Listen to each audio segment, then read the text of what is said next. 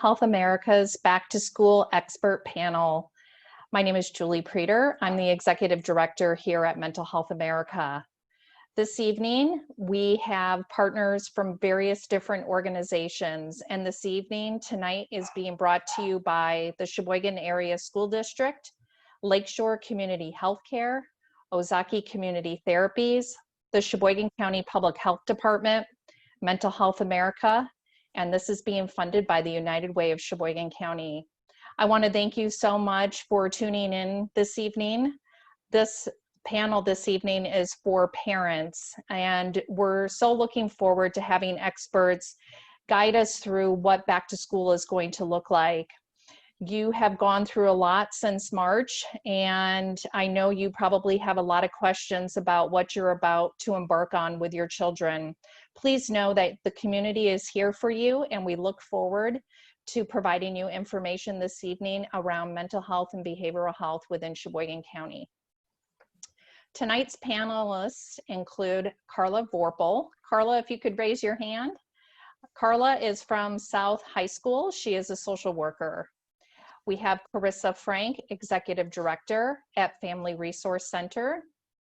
Aaron Perez, Owner and Clinical Director with Ozaukee Community Therapies. Frank Simak, Lead Path Behavioral Health Counselor with Lakeshore Community Health Care. And we have Star Grossman from the Sheboygan County Public Health Department, our health officer. And from Mental Health America, we have Tricia Erpelding, Director of Education. Rachel Lewinsky, Director of Marketing, Alicia Klein, Resource Specialist, and our moderator this evening is Brianna Hoisterberg, Director of Strategic Planning and Path Coordinator for Sheboygan County. Brianna, I'm going to turn it over to you. Thank you so much, Julie. Mirroring Julie's sentiments about how grateful we are to be here this evening. First thing, I want to thank all of our panelists for being here. It's a really great collective impact offering for our community, and I'm really happy to be a part of this group this evening. Just going over a few housekeeping items. Panelists, if you could please have yourself muted while a different panelist member is speaking, we'd be really grateful for that so there's no feedback issues. We do have our chat enabled as well for the Zoom panel this evening.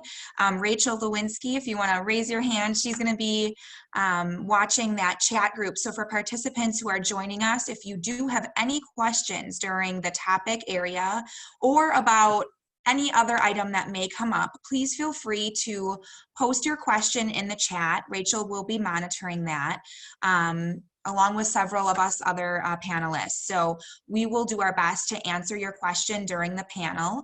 However, if we don't quite get to it because of time, know that we will certainly connect with you via your email and get you the response or help that you're looking for.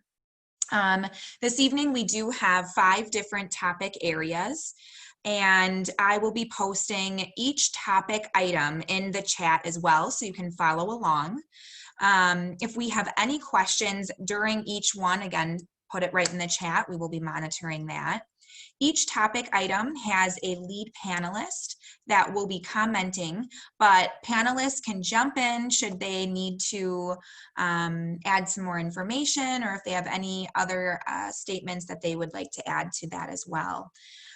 We will be going about 60 minutes. However, we do have up to 90 minutes. So watch for that. Time frame though, we're hoping around 7:45. If you do need to step away to grab a drink of water, help with a family member, go to the bathroom, please feel free to do so. It's a very relaxed and laid back atmosphere and setting this evening. I think that is all for now.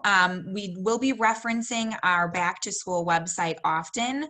I will have Rachel post that link for us. It is the mhasheboygan.org/back-to-school, and she'll be posting that in the chat group shortly. Again, thank you so much for being here, and we will get started. So our first topic item this evening is going to be helpful reminders as we ease into the 2021 school year. And the panelist that will be leading this topic area is Carla Vorpal. Carla, again, thank you so much for joining us. I will post this in the chat group, and whenever you're ready, you can get started. Thank you. Thanks so much, Brianna, and thanks to Mental Health America for sponsoring this wonderful opportunity for us to gather together as parents, as caregivers, as just a collective group of folks interested in talking about and learning more about what we can do to support our children during this crazy time. As I was thinking about tonight and some of the things that I wanted to say, it occurred to me that this pandemic, quite possibly unlike anything ever in the history of our world, is a uniquely shared experience. It is something that literally everyone is struggling with on some level. Nearly everyone has things that they're juggling and decisions that they're making and challenges that they're facing because of this. And that makes it a unique experience, and it makes platforms like this very, very important so that we can have an open dialogue. When I was doing some research about how our young people are responding to this pandemic, I found that anxiety, the term of anxiety, how do you treat anxiety, what is anxiety, set a new record on Google in the 2 months following the pandemic, March, April, and into May. It was a record high for the search of that word. And I think that really drives home the fact that this is a collective experience. And hopefully will make some of the information that we share tonight powerful and important to you as we move forward. So the first thing that I wanted to share is how important it is for parents and caregivers with children of all ages to have honest and factual conversations with their children about where we are and what we're experiencing.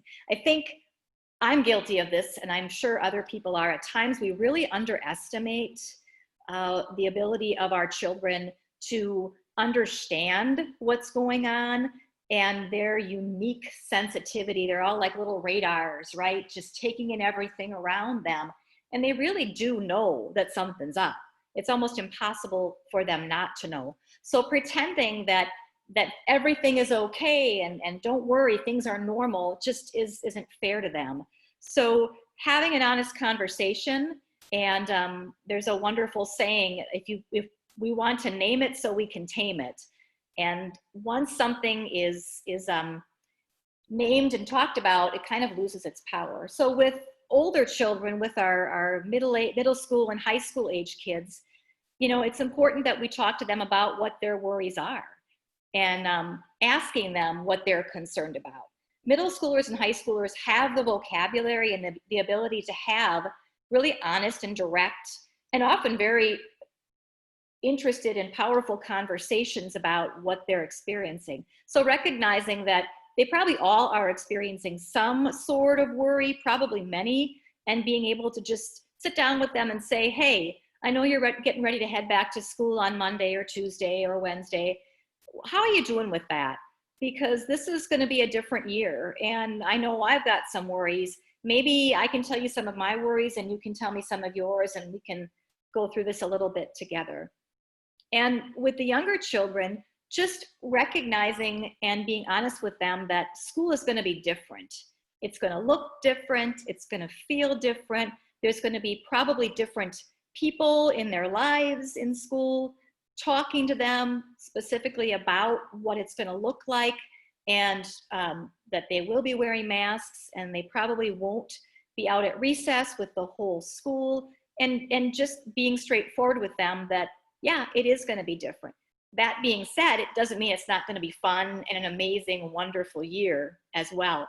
So just having those honest, kind conversations with your child about the realities of where we are right now is really important. The other point is, it is really, really, really easy with everything that's going on, not just the pandemic, but all of the things that are flash in front of us every time we look at any kind of a screen, to really focus on the negative and think negatively and move away from that attitude of gratitude and focusing on the positive and what is going right and the good in the world. So always remembering that we need to acknowledge the worries and the fears that our children have, but we also need to be very careful to try to stay positive ourselves and share positive messages with them about what their school year is going to look like and some of the great experiences that they still are going to have. And focusing on the things that aren't going to be different. There are many, many things about school this year that aren't going to be different, and yet we're just very hypervigilant about how it's going to change so much. There still is going to be a lot of great learning. There are still going to be new friends made. There are still going to be great, fun, collective experiences, and just an amazing opportunity to take a challenge, which God knows coronavirus is, and try to turn it into something positive so that your children see you model that attitude of gratitude and positivity in your own life. When it comes to the day-to-day school, as most of you know by now, the majority of the school districts are offering some type of unique programming. Some districts are giving a choice between all online or hybrid. Some elementary schools are going to school 4 days a week. It's a little bit different for everybody, but the most important thing for us as parents, because I'm pretty sure everybody on this panel is a parent or a caregiver in some form, and hopefully our guests are as well. The most important thing for us to do is to establish a routine for our children. Structure, routine, predictability is so hugely important for children of all ages. Heck, it's important for us as adults. I know during the early stages of COVID, when we were in our shutdown phase, everything just felt strange. Not getting up to an alarm clock, not showering every day and putting on makeup every day, and heck, some days not even getting dressed. We're not built for that. We're really built to have a rhythm to our lives. Our bodies operate on a rhythm. We have a circadian rhythm for sleep and wake cycles. We have an internal clock that normalizes our day-to-day routines. When we don't have a schedule and a routine, we get wonky, and our kids get wonky when they don't have a schedule and a routine. So having a bedtime routine that's the same time every night, having a wake-up routine, making sure that for the older children, if the days that they are doing online, that they are having a regular school day. You know, a lot of the schools are doing what's called synchronous learning, where the teachers are going to be holding class via Google Meet or other platforms for the students that are at home. So really trying to keep your children on that school day schedule, 7:45 to 3:30, whatever it is for your child, is vital. And then making sure that all the normal things that you do as a family remain structured as well. A supper time, if that's what you do, a chore time, if that's what you do, really trying to stick to those schedules will be wonderful. And of course, having fun as a family as well, and even planning some fun things. Children look forward to things the same way that we do. So maybe planning some shared activities, if that's a Saturday night game night, if that's a Friday night dessert night, whatever is fun for your family, making sure that you plan some fun activities together. One of the things that has been a struggle for a lot of children during this time is the lack of social contact.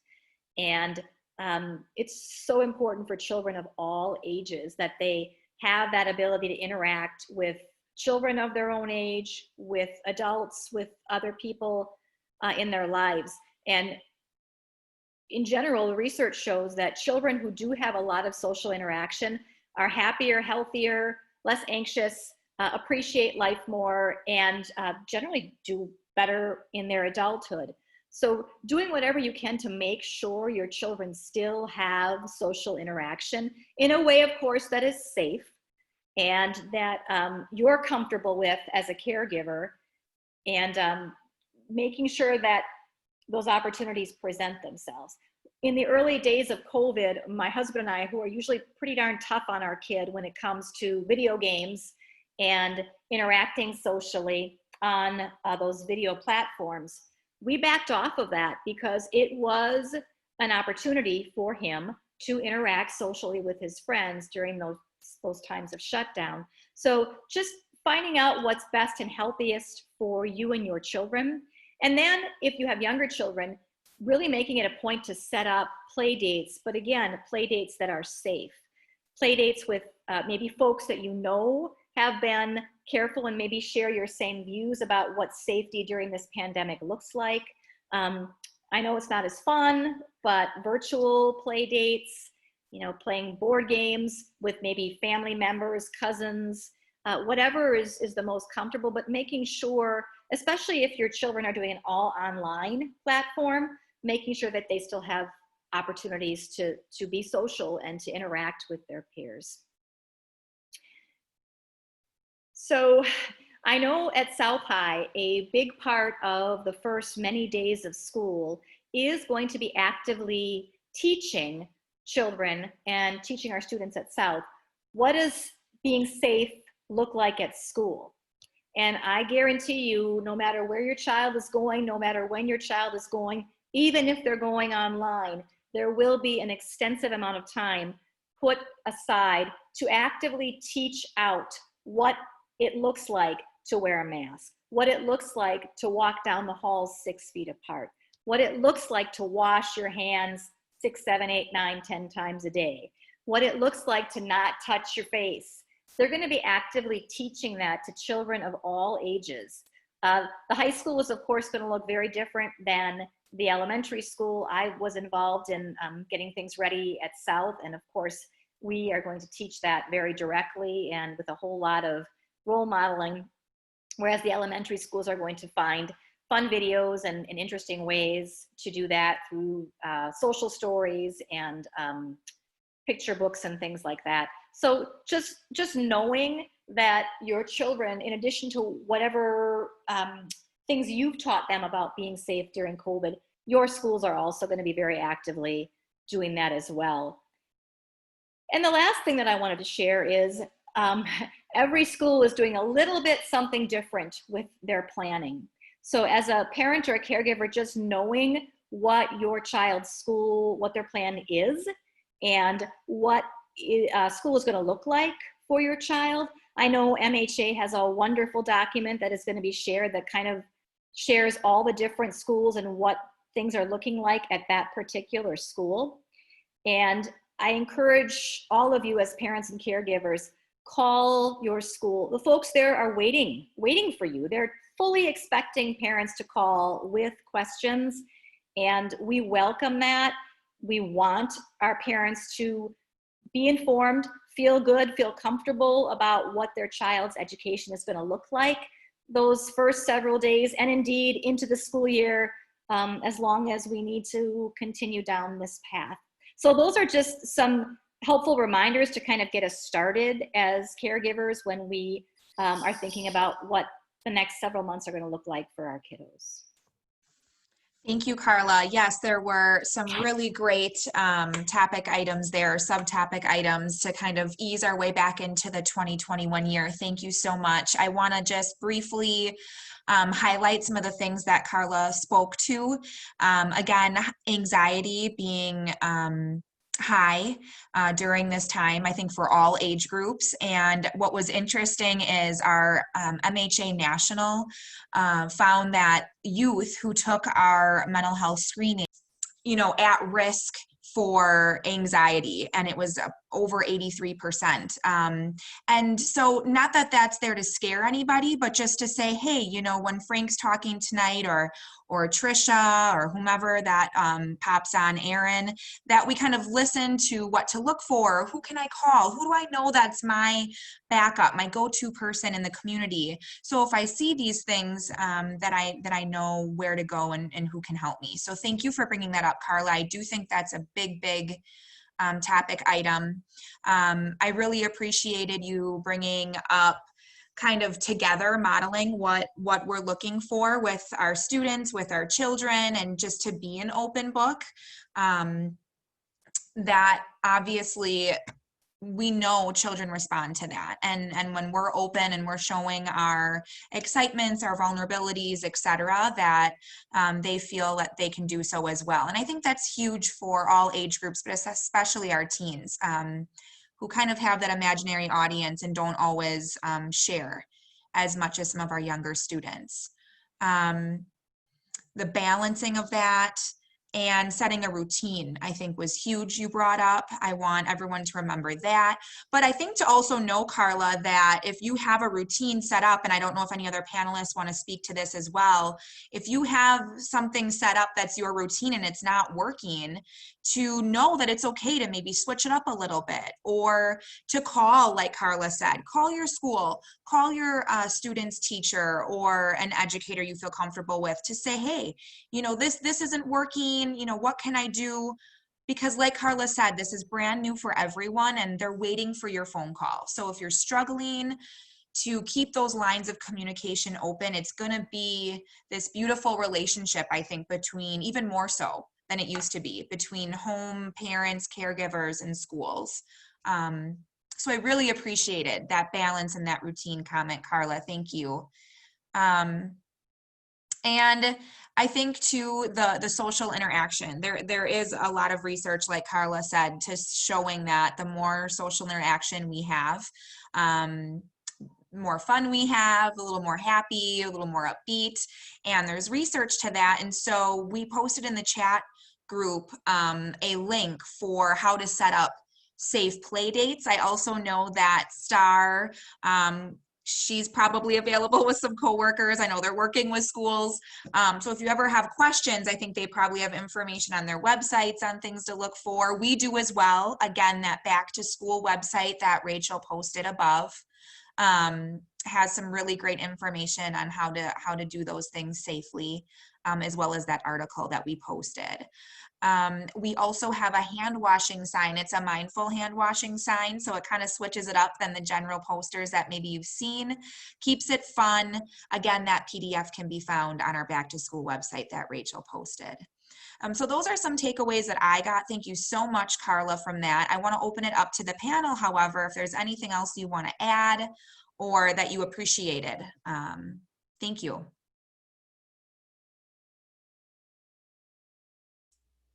I just want to add a little,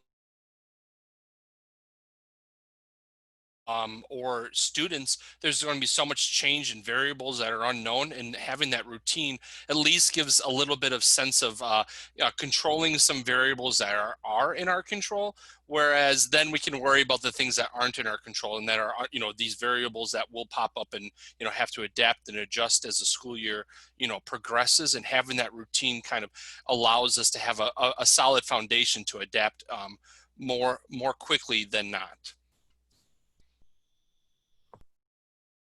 It's a great point. Thank you so much, Frank. And I think there's a great little section in the back to school toolkit that's also posted all over the place on our back to school website that talks about focusing on what you can control, making room for those things. And so that's a really great point.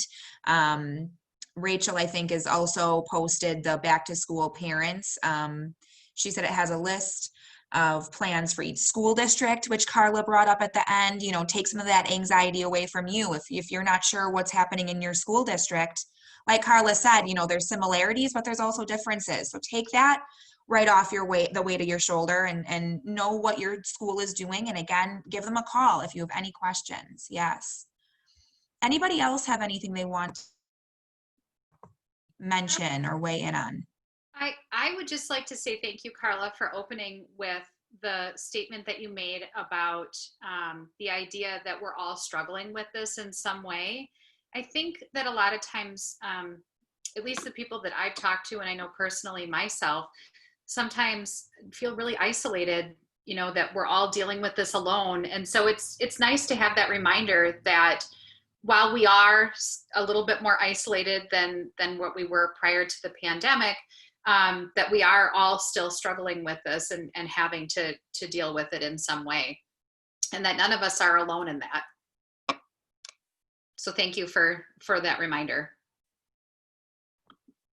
Great point, Erin. And I want to mention that Carissa from the Family Resource Center will be speaking later as well to the younger ages, right? So maybe they're not going back into an elementary, middle, or high school, their children, but that, you know, I'm looking for tips on how to handle this or juggle that. What are some resources that are outside of that school district setting? So Carissa, again, she'll be weighing in throughout, but she will have some time at the end to talk about, you know, what the Family Resource Center has for options for those of us in Sheboygan County, and just some ideas if you live outside of the county. So stay tuned for that as well. All right, so for time's sake then, we will move on to the second topic. Carla, thank you so much. We appreciate you and your lens from the school district. Second topic area, and I'm posting it to the chat now. How do you prioritize social emotional learning and interweaving a trauma lens to all of this? And to help us with that today is Erin Perez. Again, she's from Ozaukee Community Therapies, who is also one of our partners with the PATH program, and Frank will speak to that a little bit later as well. So thank you so much, Erin, for joining us. Yeah, thank you for having me. So in regards to prioritizing social emotional skills and learning and interweaving that with trauma, so I think a lot about when March happened and the stay-at-home order happened and schools started shutting down. Just with my own experience of how much I was glued to the news. So, you know, we're going to be talking about anxiety a lot probably through the evening, as we already have brought it up.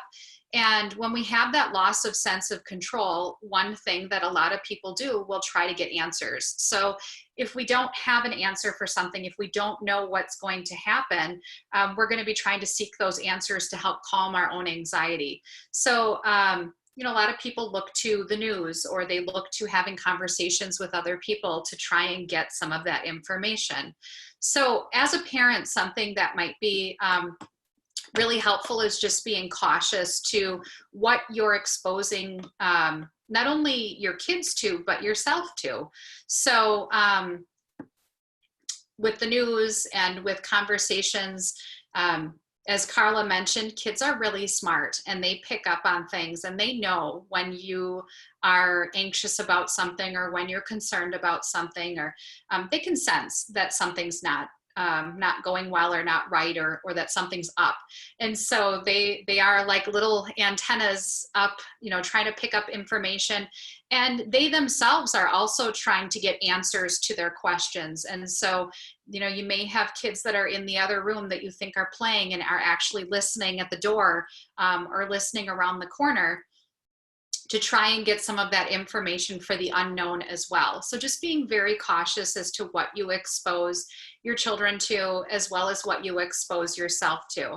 And part of the reason why I say what you expose yourself to is because we have brain cells in the backs of our brain. They're called mirror neurons, and they pick up on each other's regulation and dysregulation that we have around us. So I see this all the time in my therapy sessions when I'm working with someone who's really sad and is crying. There are times in therapy sessions where I feel sad with them.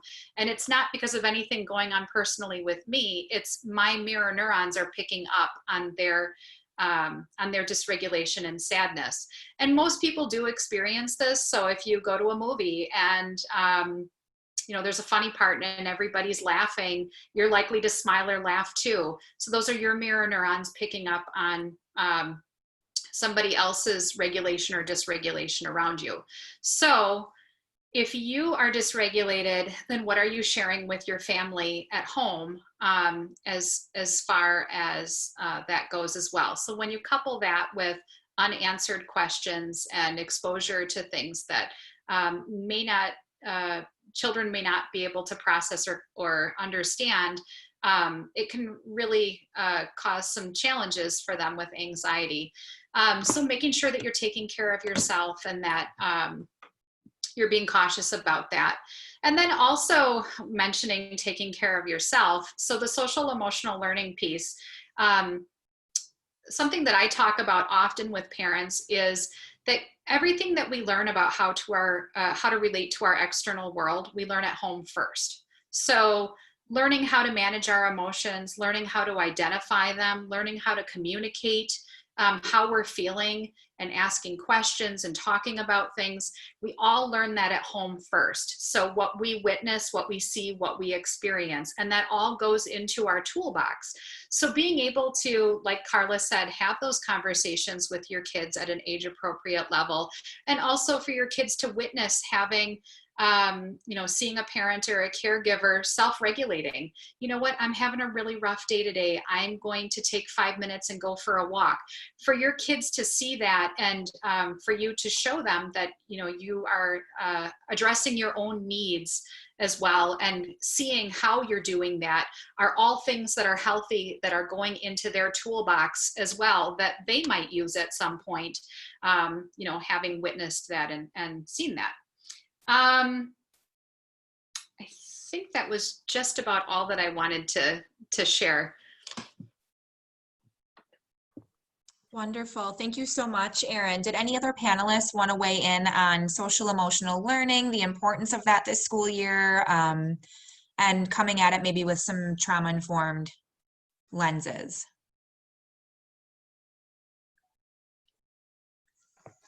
I really like what Erin was saying about, addressing some of those concerns in ourselves, because I think, as parents, we need to be really careful about how we are processing the information that we're getting. And one of the best articles that I read kind of as all the go back to school stuff was happening was an article that talked about how as schools were starting to release information about what learning plans were going to look like, and to, make sure that parents were processing that information, reading ahead of time before discussing it with their kids, and then, kind of sharing their own emotions, and, whether that's frustration or anger or whatever it might be, to go through that and kind of work through that yourself before talking to your student, rather than, having the like, well, your school's doing this, so I guess that's what we're doing, to present things in a way where you've kind of processed it and you're able to, shift to that kind of more positive and focus on, the good things that are going to happen, kind of like what Carla was saying. So, I'm sure that there will be plenty of, more moments as we see the school year unfold where there will be, things that happen. We've got a lot of uncertainty that we're facing. So making sure as a parent that you're trying to take that time for yourself to kind of work through what you're feeling, and modeling those good, emotional, kind of working through those emotions in front of your kids. So. Wonderful. Thank you, Tricia. I know too that there were two areas that really spoke to me, Erin, and one of them was when you mentioned, just all families are kind of doing what's best for them. And I think it's really important when Carla said having these conversations with your students about what things might look like at school, et cetera, that we also are talking to our kids and our students about each family is doing what's best for them, and it might look different, right? So in our household, this is kind of what we're doing, and that works really well for us, but there's other family members that may be doing something different, and that when you're at school, there's no right way or wrong way. So I really appreciated you bringing up kind of the difference in that, and then it kind of leading into what Carla had mentioned prior to the first topic area. So thank you for that. And then the conversation about emotions and how important that is, especially in social emotional learning. I know for MHA, when we go in with our Mindful Classroom initiative, and we're training educators and students, that's really one of the high areas that we often talk about. And, schools are going to be focusing heavily on this, because we know that when students, aren't maybe feeling their best or at their best, it's really hard for them to learn academics. And so I know that that's a focus at school, but parents can often work on this at home, like Erin was saying, and there's plenty of really cool tools. One of them you can find that we provide, like I mentioned, is our Mindful Classroom initiative. We developed specific for this back to school kit a mindful fall. And it's a really cool packet that'll be put on the website September 1st, and educators, students, and parents can access it. It's activities, it's all social emotional learning wrapped up into one neat little packet. There's a bucket list to do as a family. Carla had talked about taking those needed breaks, which is just, you know, wellness and care for the family. So ideas for you right in there. I do want to mention though, Erin, yesterday when we had our educator panel, you had brought up a really great way on popsicle sticks and jars for in classrooms, but I think that would work really well for the families who are teaching at home, or if they have students who are walking through the door, to maybe tell their parents where they're at. So I don't know if you want to just bring that up briefly before we switch over to the third topic area, because I think that could resonate with all family members. Heck, I would like to do that myself with my husband and Beckett when he's older. He's 6 months, so you know, he's just He's not quite not there yet. But if you wouldn't mind, I think that Sure. could be really helpful to some parents. So it's on the teachingchannel.org, and I will add it to the chat in a minute. But so there's a video, and it talks about this particular check-in option is helpful for younger kids, so probably age like 3 or 4, all the way through like middle elementary, so maybe like 3rd grade. And what it is there's a bunch of mason jars, and they each have different emotions. So it's got a facial expression on it, and then it has the word emotion underneath.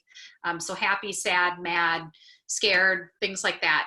And then each kid has a picture of themselves on a popsicle stick, and when they come in the door in the morning, they take their popsicle stick and they put it in the jar of how they're feeling at that moment.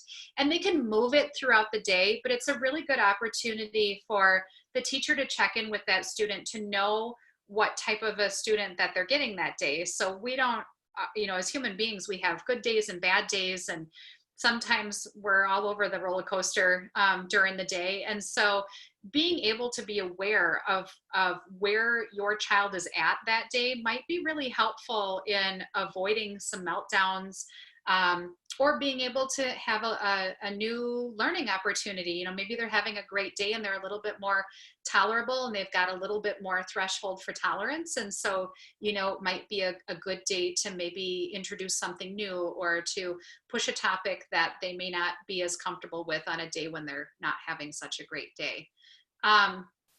For the late elementary through high school students, I had talked about using like a poster board, and then having Post-it notes, and there were a bunch of, and I'll put the picture on the chat as well, but a bunch of different statements like, I'm having a fantastic day, all the way to, I'm really struggling today and I could use somebody to talk to, or I really need to talk to someone or check in.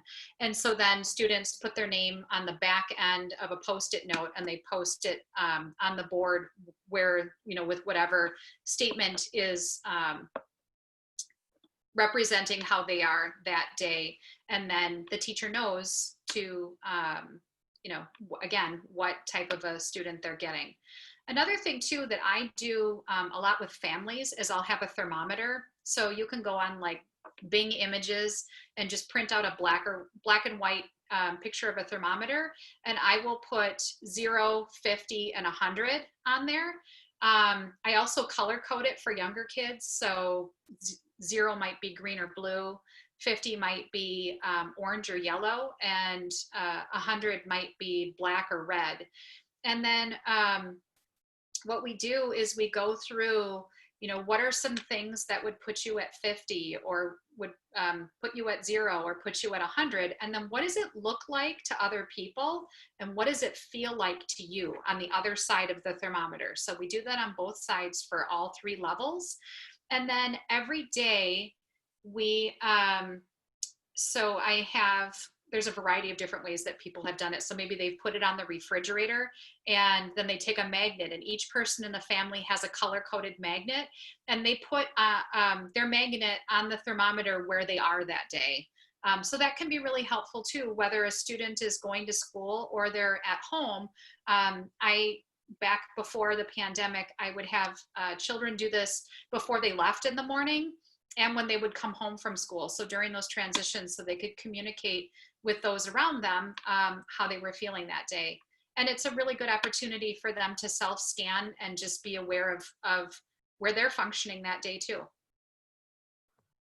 Thank you for sharing. And I really appreciate the comment about asking to share what does it look like when you're here? Because what I look like and what you look like might be totally different. And so as a family, especially, to understand that is important. So thank you for bringing that up. And I know sometimes with adolescents and teens, it's really hard in that group to maybe talk and share. Again, we have that imaginary audience when we're in that age group. I remember it. And it can be difficult as a parent. And so Trisha Erpelding, our education coordinator, created a really awesome PDF of just some different ways on how to best speak to a teen who maybe is not opening up and isn't easy to communicate with right now. And that can be found on the link that Rachel had posted in the parents resource section of our back to school website. So watch out for that too, because that's on there and it can be really helpful. So thank you so much.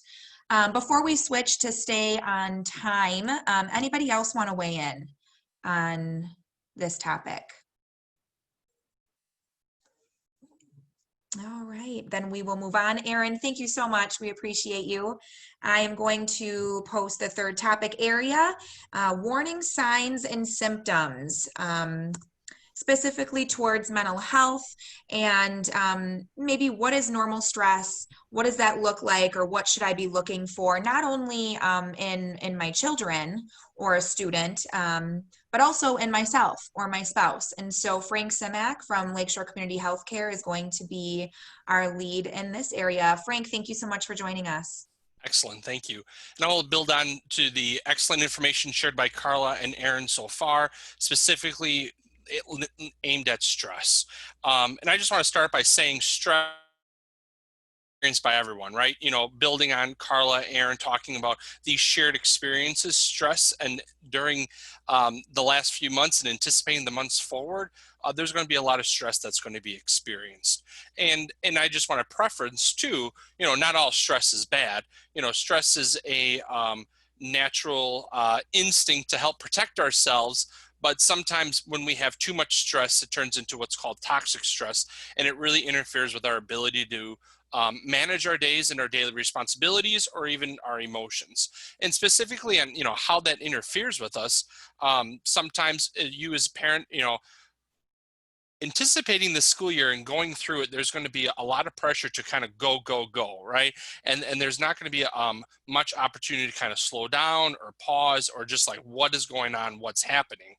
And some of the kind of signs or symptoms of like too much stress, or, you know, anxiety that's been discussed, or symptoms of depression, you know, any other, you know, these symptoms that affect our mental health may look different for, you know, each individual, right? Kind of what Erin was talking about, how we experience things uniquely because we're uniquely in ourselves, but we have shared experiences in what kind of that is. And some of the things within yourself as a parent is, you know, your focus, you know, difficulty managing those emotions, what Erin was talking about, being shorter, you know, feeling like there's communication concerns or issues, or not being able to connect with family members, or even feeling of isolation, you know. And isolation is a pretty typical response to the stress response system, in the sense of, you know, stress response is fight, flee, or freeze. And that's kind of one of those freezes, is isolating. And that is what, you know, for you as a parent, you know, we say, you know, say this is, you know, kind of, you will experience stress, and not to, you know, not experience stress, but to recognize it, to be a little bit more able to respond rather than react to your experiences. And there's many different great tools and resources. I mean, looking at this collection of panel here tonight of the teams and organizations within Sheboygan County who are willing to help each one of you go through this experience and support the children and students the best as possible. Mental Health America has an excellent resource online of a collective of, you know, community therapists and clinics and resources to kind of help you and support you. And even going in a little deeper, with your student, they might exhibit, you know your student very well and can kind of are able to identify something's might be a little bit off, or someone might benefit from having that neutral partner in their life, right? Someone I could share information with. The school-based path program comes from. So the school-based path program in Sheboygan County is, kind of America, and it provides school-based mental health counseling for students in the school. Resources on that is to reach out to each school. There's a path coordinator, a school social worker, or even a guidance counselor.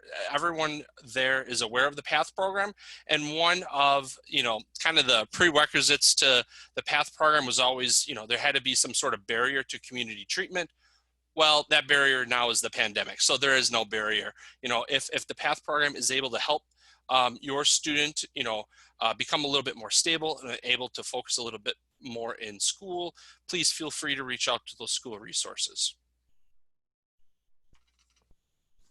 Awesome, Frank. Thank you so much. I appreciate that. Frank was just mentioning the PATH program. We do have some information on our overall website, mhasheboygan.org. There is a specific site for PATH. There is the brochure. It has some outcomes, etc. So if you want to learn more information on that. Something else to point out though, if your school district is there's a set amount of sessions that are available. And so if that's full, we don't want you to feel like there isn't other help or resources. Again, we have Lakeshore Community Health Care and Ozaukee Community Therapies here that is present. Just because the school program is filled doesn't mean that they may not have other availability at their location among a plethora of other locations in Sheboygan County. And Rachel, thank you for posting in the chat group the therapist directory. We have that on our main MHA website, or you can call Alicia. Alicia, if you want to give a wave, I'm sure she'll be chatting briefly before we end, but she's our mental health resource specialist. Give us a call and she'll be the voice on the other end of the phone that would be happy to help you during our business hours. So thank you for bringing the PATH program up. Frank, I appreciate that. Loneliness, we know is at an all-time high. You had mentioned that as well. And I know that again, with the youth that took our screenings, over 70% of the youth that took that screening had mentioned some high loneliness. And so again, not to scare everyone, but just to know what those signs and symptoms are in your child, what to look for, and then to reach out to the resources that we were just talking about. We know as a parent, you're not the expert. Carla mentioned, hey, it's just having that conversation. This is what I'm noticing. Frank had mentioned previously to be overcautious during these times and undercautious. Reach out to your school, reach out to the people like Carla, PATH program, MHA. You're not alone. If you see these things, we're here to help you find what you're looking for. In the back to school toolkit, there is a page that specifically has a red box bullet pointed on some things to look for in your younger student or teen that may be some kind of red flags to reach out. So look for that. Again, it's a PDF in multiple areas on the back to school page. I'm also going to post a link to how to make stress your friend. It's a really great resource. Frank said that there are some positive aspects to stress. Often we do tend to kind of go to that negative, and it's just normal to do so, but there are some aspects about stress and some healthy levels in our life that can kind of pump us up and make us be our best selves. So if you're just looking for a good watch, again, on YouTube, How to Make Stress Your Friend, I just posted that in the chat group as well. Before we move on to the next topic, any other weigh-ins on signs and symptoms and stress and what to look out for? I would just encourage people, if they are still unsure as to whether or not they are exhibiting symptoms, or their children, or someone that they care about, to go onto our website and utilize the screening tool, because it will allow you to kind of go through some of those different warning signs and different symptoms of mental illness and stress, and there's a lot of different screens that are available on the website. So I would encourage anybody to go on and utilize that, because it'll give you a really great rundown once you're done taking the screen, as to whether or not, what next steps might be, or, different, ways to manage stress and things like that. So. Great reminder, Trisha. Thank you. And there is a youth screen and, adult. So again, if you're noticing these things, you can hop right on with your child. Thank you for bringing that up, Trisha. And some of their feedback, if there is, yes, maybe reach out to these resources. They can be national. So again, if you question some of those, reach out to MHA right here in Sheboygan, and we'll be happy to help you. All right. Anybody else before we move on to our fourth topic item? All right, then I will go ahead and post fourth topic area this evening, keeping students and parents healthy, mind and body. So again, looking at yourself, making sure that you're putting yourself in that loop, as well as for your kids. And to help with that topic area this evening, we are going to be having Trisha, our education coordinator at MHA, lead, and then Rachel, who is also with MHA, will jump in. But again, other panel members, please step in if you have something you'd like to share. Thank you. All right. So when we talk about making sure that we are keeping ourselves healthy. Obviously, there's been a lot of talk about, physical health and what we can do, hand washing, social distancing, those kinds of things. Schools are putting protocols in place and making sure that things are going to be as safe as possible for students. But I also think that it's very important for us to address those social emotional aspects of our health as well. In particular, as we talk about going back to school, we had a really great conversation in the education panel last night about, there's been a lot of focus on, what school is going to look like and how classes are going to be set up and, how students are going to be able to attend. But we really need to make sure, kind of looking at what those, hierarchy of needs are for ourselves and our students, that those social emotional aspects are being met, because we need to make sure that our students are feeling safe, that they're feeling mentally well, that they're feeling, that emotionally they've been taken care of, because if those needs aren't being met, they're not going to be able to succeed or even focus on any of their academics. So one thing that I really encourage people to do is to make sure that they are taking time to take care of themselves. And a lot of times when we talk about, self-care, it really kind of has this, people imagine like it's, oh, I'm, eating a bunch of chocolates in my, bubble bath, or I'm taking a really fancy vacation somewhere. And self-care kind of has this, big kind of fancy connotation to it. And I think that really, has a negative impact on people, because they think, self-care is something that I don't have access to, that I'm, that's something that I can't practice myself. But when we break it down and really talk about what self-care is, it's anything that we do to take care of ourselves. So, that includes the things that we do to take care of our physical health, setting doctor's appointments and making sure we're going to the dentist and making sure that we're eating well and exercising. And, that doesn't mean that maybe our self-care does look like we're eating a couple chocolates in a bathtub if we're lucky enough to have the time to do that.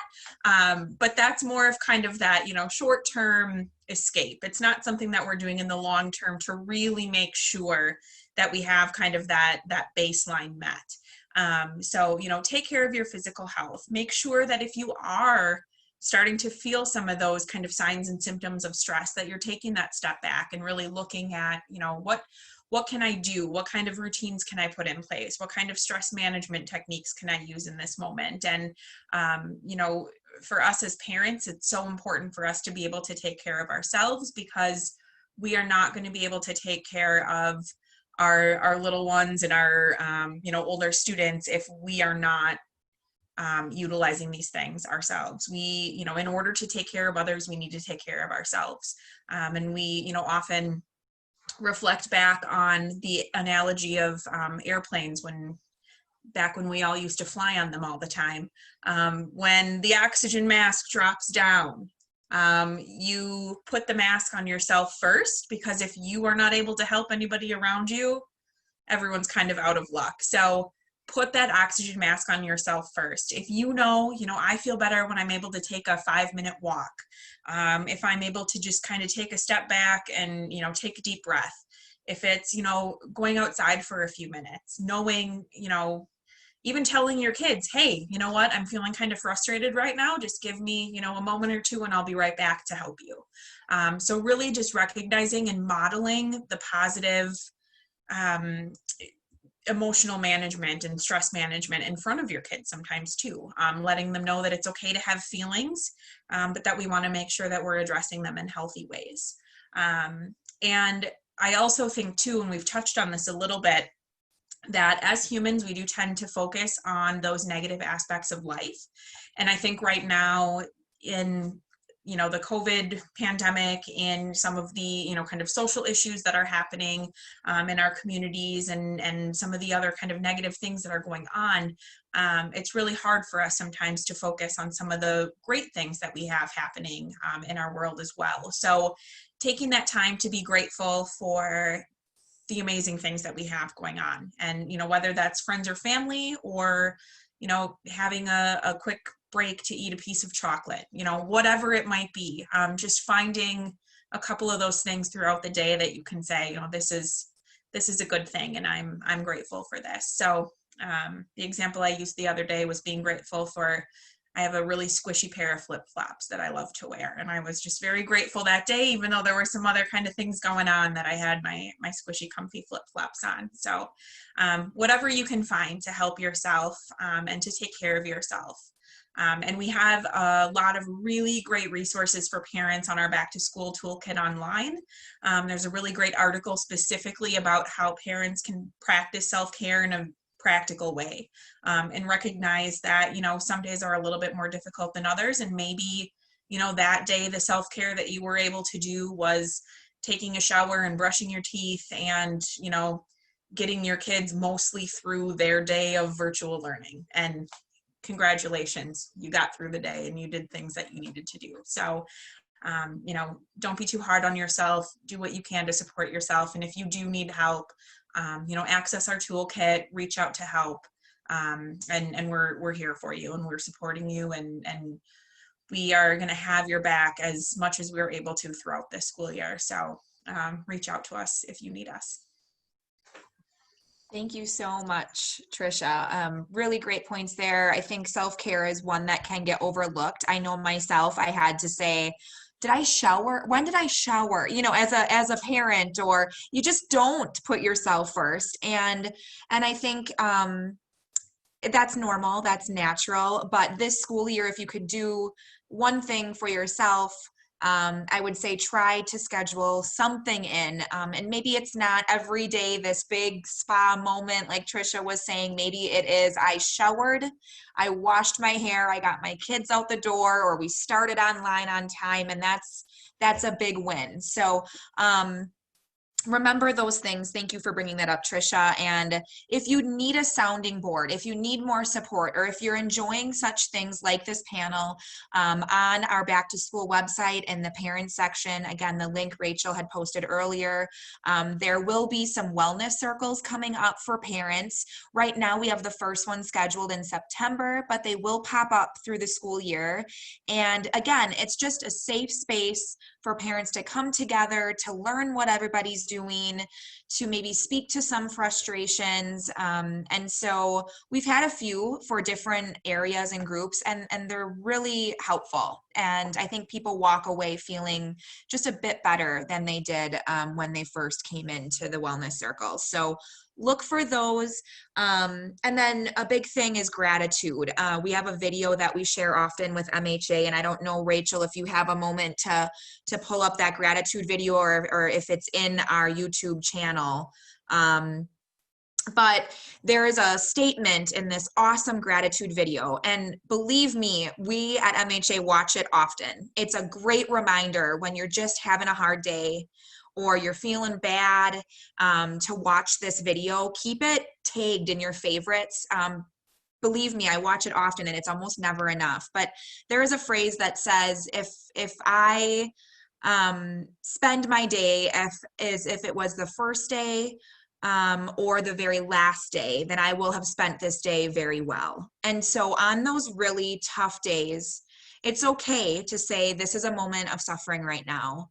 But if this was my very last day, you know, I'm going to try to put forth myself for my children, my spouse, myself, with the eyes of like a child, right? Everything's brand new. Nothing, you haven't heard anything 100 times, or mom, dad, whatever it might be, because it's your first day. Everything's new, everything's bright, light. And if it was your last day, you know, did I do everything in a way that maybe I could be proud of? And sometimes we fall short of it, and not to beat yourself up about that, but just to say, what else would I like to do today? Or how would I like to end my day?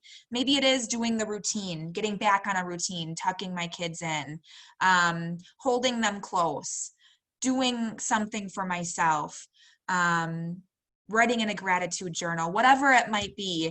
It really puts forth that balance, at least for me. You know, it's that kind of lighter self, but also how would I want to wrap up my day today? And again, we have some great gratitude resources on the website. So if you're looking for some help in that area, Rachel just posted the gratitude video. You can always just watch that.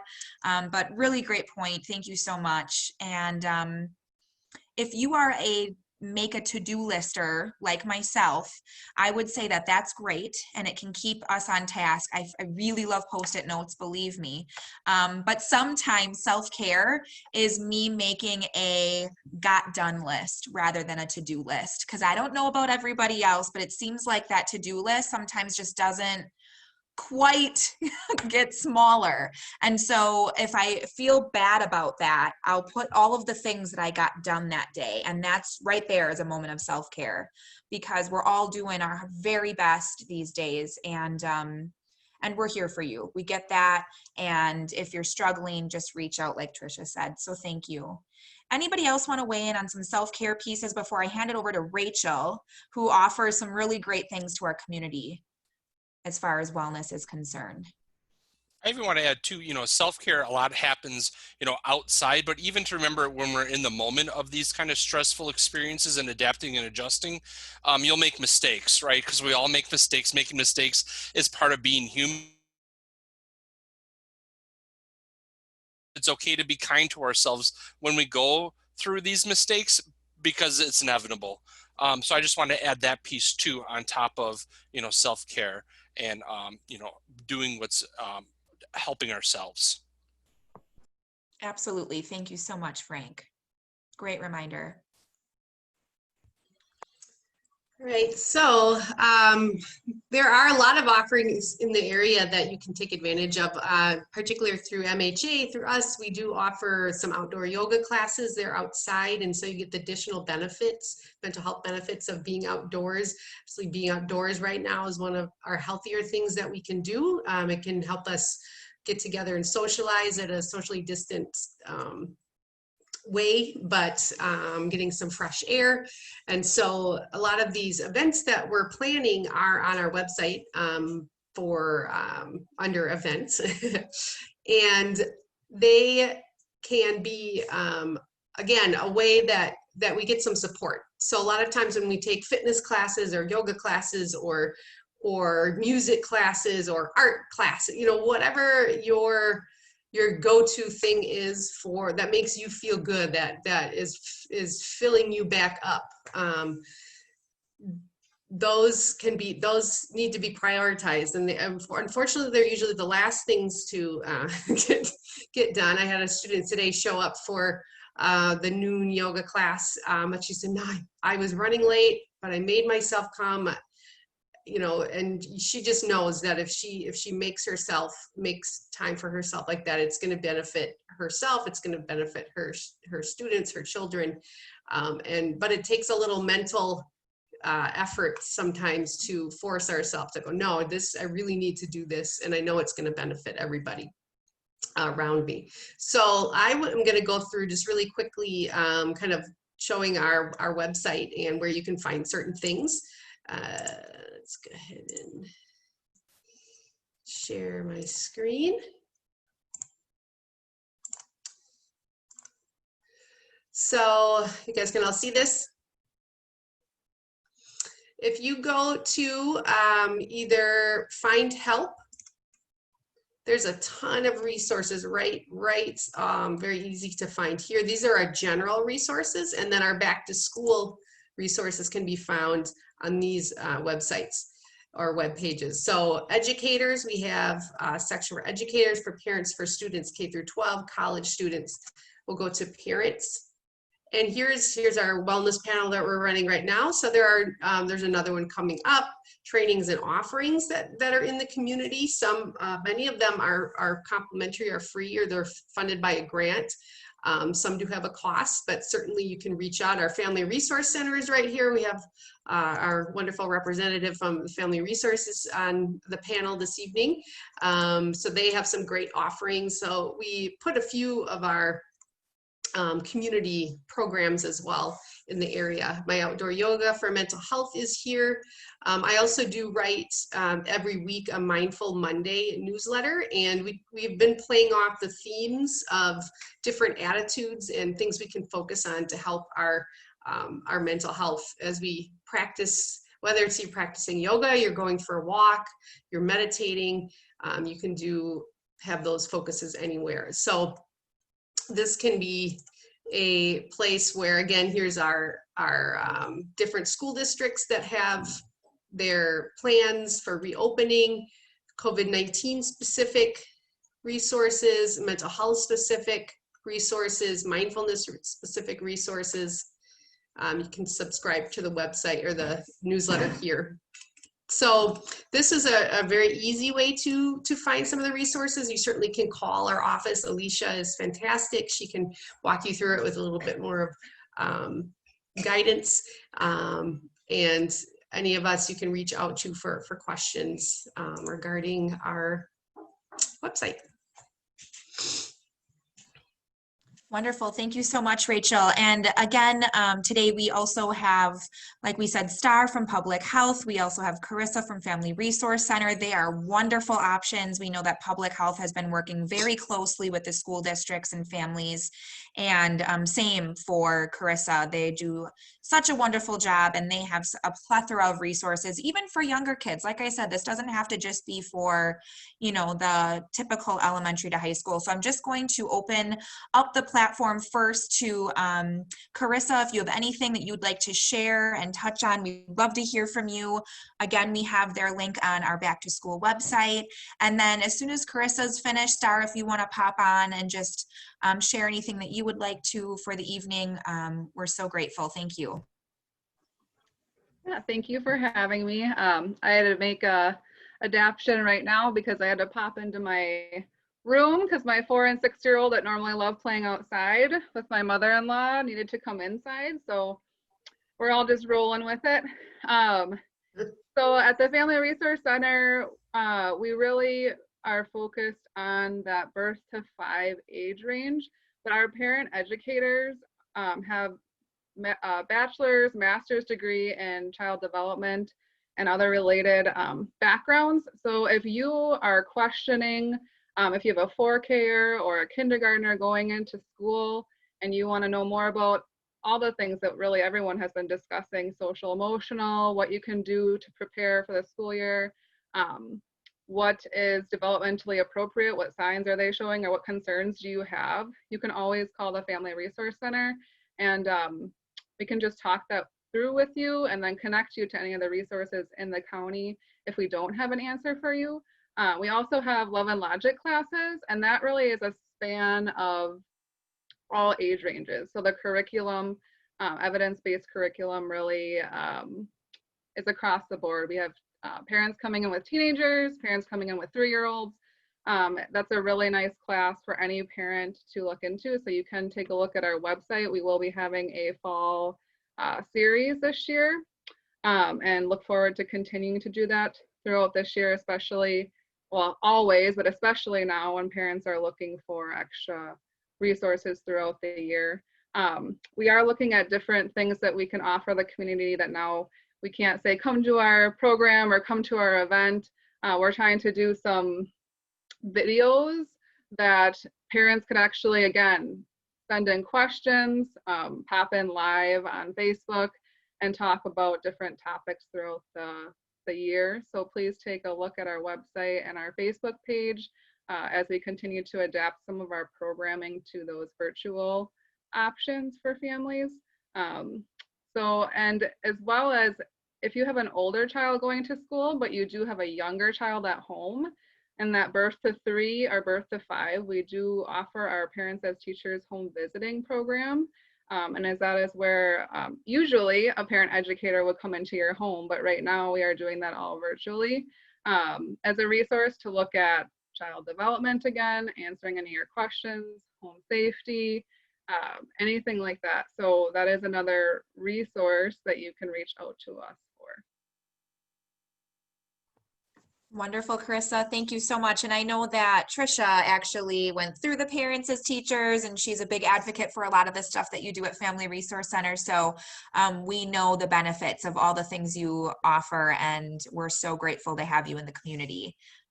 So thank you. I was just going to add on, I can't say enough wonderful, great, amazing things about the Parents as Teachers program. And you know, even though I'm in the nonprofit world, and I, you know, am with a lot of these people who are doing this work, and had a typically developing child, there were still things that, you know, every parent visit, I was like, what? Oh, wow. So you never know what you're going to learn. You never, you know, you get so many great, you know, tips and skills. And we actually did end up, my son turned 3 this summer, so we graduated out of the program, but we did have a couple virtual visits, and we still were able to make those connections and to learn from each other, and you know, being able to kind of connect about parenting with folks was really helpful. So yeah, I didn't have the Parents as Teachers program when my kids were, well, they're 4 and 6, but in the area we didn't have that. So I always tell them that I'll pop into staff, be like, is this normal? What do you have about this? So I'm using that resource daily. awesome. Thank you so much, ladies. Appreciate you, Carissa. Star, hello, thank you. Hi, thank you so much for having me today. I so appreciate the work of MHA and our FRC and the PATH program and all of our school districts that are really trying really hard to prepare for this school year. It's going to be a school year unlike any other that we've ever seen. And so I so appreciate this message that we're giving the community, that we have to give each other grace and just be flexible. And I think all of us need to hear that right now. I, from a public health perspective, just want to share just a couple of resources for those who maybe are not familiar. So as was mentioned earlier, public health has been regularly meeting with school districts. We met with school administrators this morning. We're meeting with school nurses tomorrow. We've been meeting with them regularly for months to just try and prepare schools as best we can to get them ready for the school year and all the safety things that they could be doing to keep kiddos safe and learning in the best way that is available to them and to their families. So for those of you who are not aware, we do have a school resource page on our website, and I just have it pulled up here so you can see it. It goes through, we have a section for resources for parents that talks through isolation and quarantine, back to school toolkits. We have our MHA back to school toolkit is there for parents to click onto from our page, and kind of next steps for what to expect if there's COVID in a classroom that your kid goes to, or those types of things. So those resources are available. We also have resources for staff and for school administrators on our school page. We also provide to the community daily updates. So if you are interested in figuring out where we're at locally related to COVID every day, you can sign up for the daily updates or go to our website. This is our kind of our dashboard. And so you can see the number of cases that we have and all those different pieces. And then you can click here to sign up if you want to get daily updates emailed to you. And then the other thing that I wanted to share is that we do come out with every week our safe restart information, and that is available for whoever would want to look at it. It just goes through our benchmark criteria. So that's where we're at, and that's what we have. So just so everyone's aware of what our things are that are available. Thank you so much, Star. Very helpful. And I know that, I don't want to speak for Rachel, but she's kind of our guru on that, and we'll make sure to add those pieces to our website so it's easily accessible to in a one spot area and link right to that. So thank you so much for sharing.